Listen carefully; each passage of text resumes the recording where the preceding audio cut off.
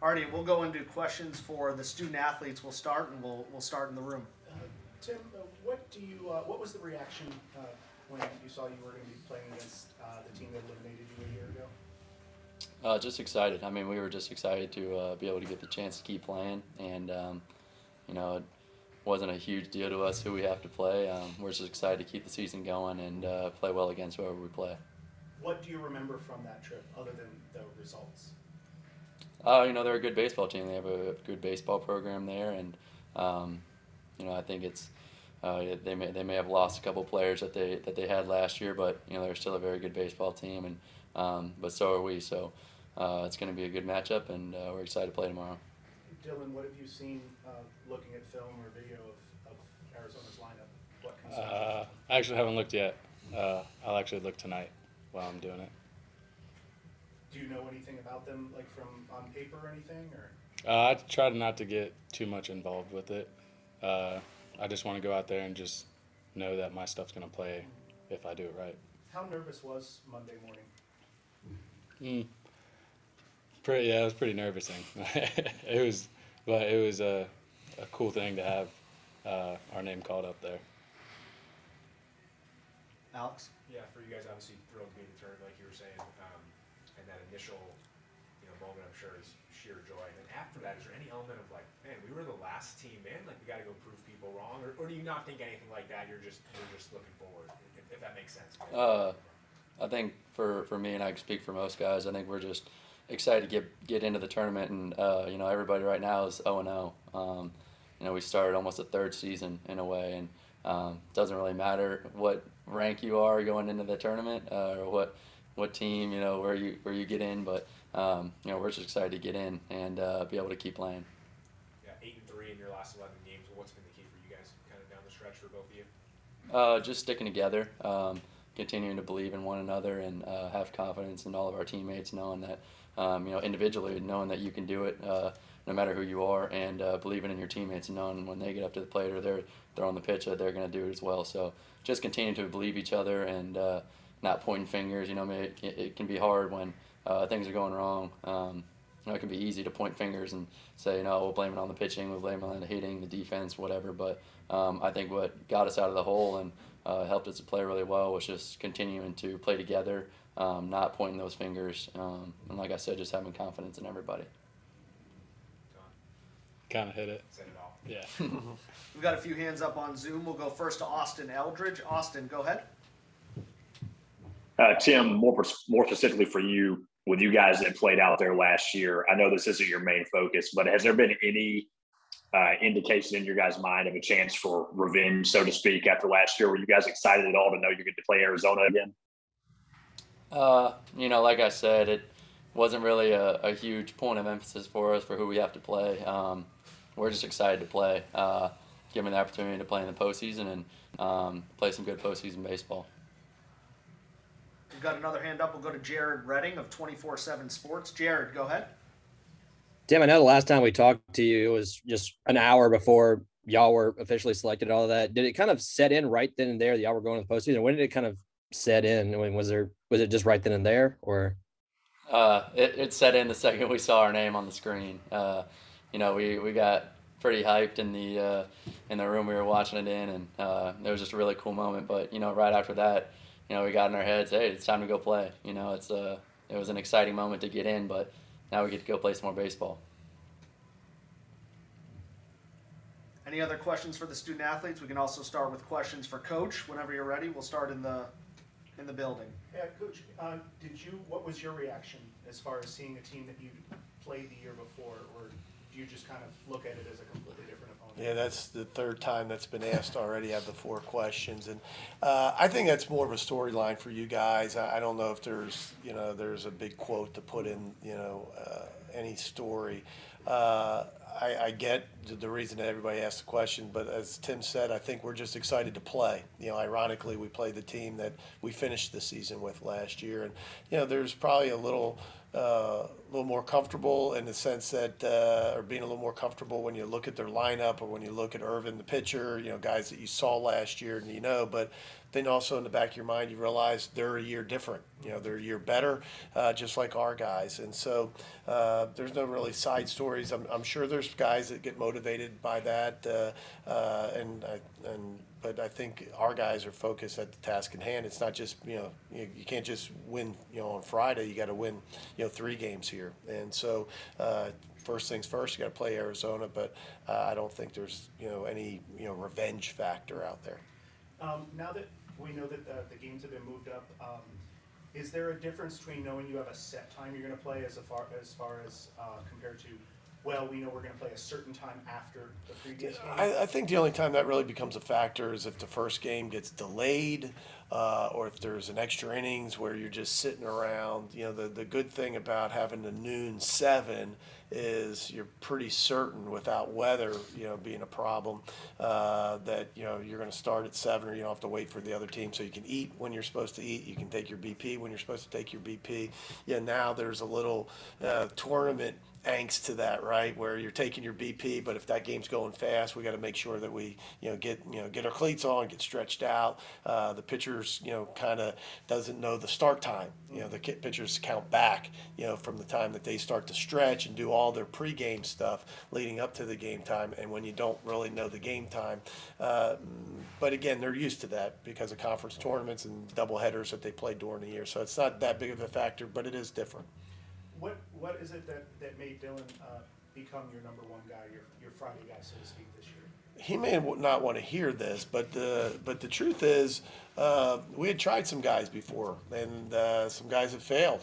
Guys, when you look at our rotation, Derek Diamond's the only kind of the lone survivor from the first weekend, and so I don't know how many guys that are where we're at, about to start regional play, when their Friday and Saturday guys weren't even in the rotation. They weren't a closer; they were just a bullpen piece. And to Dillon's credit, when he got inserted there some 5, 6, 7 weeks ago, there was no doubt he was going to go after that. I mean, he's the guy that when you look back, there's a lot of reasons that we got to this point and we're here, but I don't know if there's a bigger one than Dillon, in a sense where he kind of really stabilized things. And even in the weeks where we were losing 2 out of 3, we were winning on Friday. And we won a bunch of Fridays since he's been. I saw a SEC stat page where it was SEC stats only. And he's like right up amongst all the leaders in wins. And he missed he didn't start the first 4 games. Like he only had half the, maybe 60% of the starts of everybody else. And he's right up there with everybody else. So he's, just been a difference maker, I think, in this season. Coach, I'm curious, Tim was talking earlier about it can be hard for teams to stay together and you start pointing fingers, and you guys are able to do that. I saw you nod your head as he was saying that. I'm curious from your vantage point if you could share what you saw that allowed your group to stay together during maybe some tough stretches. I said it several times, over the last few weeks of the season that baseball's a tough game. Playing baseball in the Southeastern Conference is really tough. And when you've hit, a hole where we hit, you're 7-14 at some point where it doesn't look good. A lot of times most teams continue down that hole and just can't get out of it for whatever reason. Sometimes it's like Tim said, it's blaming one another. Sometimes it's just not being good enough. But to their credit, and Tim's the captain and the only 3-year captain we've ever had. But along with some older guys, I think, kept going. Kept the ship afloat, and again, never felt the animosity that you hear, or the dissension, or those things that you hear about teams. They let the coach lost the team. A lot of that has to do with the team, right? And those guys just hung together, and I think. As a team, as a staff, as a program, we always felt that we were just one game away from turning this thing around, even when we weren't at our very best, when we were maybe at our lowest point. And that has to do with, the leadership of this team. So, just really proud, that not just Tim, but, a lot of his teammates. Coach, as a follow-up to that, you talked about playing better, too. Yeah. And there was a time where I thought we turned the corner and we're playing better baseball, but we weren't having a lot of results. There was a span I mentioned earlier to the guys at the ESPN where we had lost 3 weekends in a row to South Carolina State and Arkansas, where we had won on Friday night but lost the next 2 games of the series, so 6 total games in 3 weeks, where we could have won any of them, but didn't win any of them. And obviously you're splitting hairs in our league, and if you just win a third of them, that you're capable, you were there. They weren't 10-1 games, they were 6-4, 3-2, those types of games. If we just win a couple of those, what a difference the season makes. And so we were really close at times, but just not doing enough to get over that hump. And so, and again, to their credit, they hung in there until we actually did turn the corner and, won, 7 out of the last 9. Coach, we've got a few hands up on Zoom. We'll go to Jared Redding from 24/7 Sports. Jared, go ahead. If you don't mind, I'd like to go back to Dillon. Dillon playing a full season in the SEC here at Ole Miss and playing in front of 10,000 plus week after week. What's this season kind of been like for you and having pitched in those environments? And is it safe to say it's kind of prepared you for moments like these coming up? I would say yes. Pitching in front of like all these fans kind of just put me on a next step to like another path. Just because like I've gotten more comfortable in that role, seeing all the fans like throwing at Arkansas, South Carolina, throwing at home. It's kind of just prepared me for this point. We'll go next to Chris Muller from the Rebel Walk. Chris, go ahead. Tim, you talked about the excitement of Selection Monday. Can you tell us how the euphoria of Selection Monday has carried over through playoff or through practice for both you and the rest of the team? Yeah, obviously just carrying on that excitement of continuing the season and continue to have the opportunity to play and go on a postseason run. There's been a lot of energy and excitement, and I think we're going to use that to our advantage in the coming weeks. Alrighty, and last hand up we have is Austin Eldridge. Austin, go ahead. Coach, going back to the weather for just a second, have you and Dillon discussed the possibility of a weather delay with him pitching, kind of like we saw in Baton Rouge, kind of what y'all will do in that situation, or is that something that hadn't really come up with y'all? I think you just got to wait and see what happens. Certainly the hope is that once you start the game, that there's a big enough window that you don't, as they would say, burn a pitcher and you run a guy out for a couple innings, a starter. Either team, not just Ole Miss, but any team that plays, and then end up having a delay to where that guy can't be used again, or that game's pushed to the next day. So.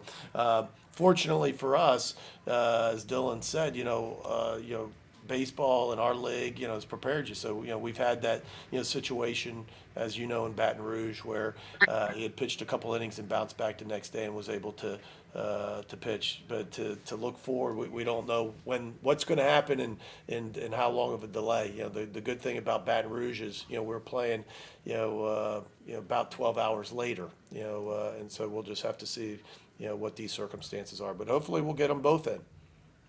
All right, guys, we've got 2 quick ones. I apologize. Jared Redding, we'll go back to you, and then we'll wrap up with John Sokoloff. So, Jared, go ahead. I guess Coach or Tim could answer this, but Tim, I believe this is going to be your 3rd postseason where weather, was an element or is going to be an element coming up, especially with weather coming in this weekend. What's your routine, especially during those long pauses of, playing baseball and then something happens and then going again just in the dugout and clubhouse or whatnot? It's really just staying ready. We don't know, if the rain could start early and we get delayed at the start of the game, or if it's in the middle of the game or whatever. But, Coach always tells us to just be ready to play when the whistle starts. So, we're just going to be ready from whenever the game starts. And if we go into a delay, you just stay ready, stay focused, and, just get ready to keep playing. So, yeah. All right, guys, we'll wrap up with John Sokoloff. John, go ahead. Hey, Mike, this one's for you, but I mean, you were talking about that stretch of when you guys were 7-14. I hate how you guys stayed afloat. Big reason for that. A lot of bullpen arms were incredibly reliable down that stretch. I mean, how confident are you in those bullpen arms in the postseason? What have you kind of seen from those guys over that stretch? No, we feel good, and there's been spans, not just at the end, but at the very beginning where we pitched it well, and we pitched it really well, out of the bullpen at the beginning of the year, when we got off to such a great start. One of the reasons was the bullpen was so strong. As you remember, John, that, we talked about it and answered a lot of questions that, man, if we can figure out the rotation, if the coach doesn't screw it up too much, right? If we can figure out the rotation, the bullpen seems to be pretty solid. And so it certainly was a difference for us down the stretch. I read some stat, about what the ERA was, for the bullpen and what it's been the last, few weeks. And especially when you get to tournament play, I think, the bullpen becomes super significant because, those guys have to pitch, multiple times. A lot of times in weekends, they, maybe a guy or two does that, but, in tournament play, sometimes, that's going to be asked from several guys. And so it's good news for us as our bullpen has been strong down the stretch. Coach, gentlemen, thank you very much for joining us today, and good luck this weekend in the Coral Gables Regional. Thanks again. Thank you.